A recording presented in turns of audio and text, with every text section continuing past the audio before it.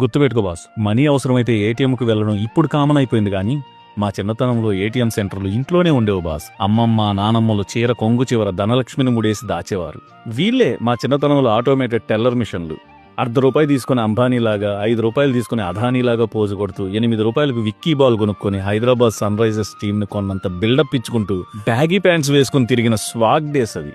Fridge లేకుండా వేసవిని దాటి landline phone ఉన్న ఇల్లును చూసి కుళ్ళుకున్న రోజులవి. తిరుమల ట్రిప్ అంటే కోనికా కెమెరా ఎవరి దగ్గర ఉందో తెలుసుకుని షేరింగ్ లో ఫిల్మ్ కొనుక్కొని ఫోటోలు చూసుకునేందుకు వారాలు వెయిట్ చేసిన వింటేజ్ డేస్ బాస్ అవి. Last but not least, current పోలుకు వేలాడే పోస్ట్ బాక్స్ ను చూసినప్పుడల్లా మనకెప్పుడు ప్రేమలేఖలు వస్తాయో అంటూ ఇన్లాండ్ లెటర్స్ కోసం యవ్వనమంతా ఎదురు చూసిన రోజులవి.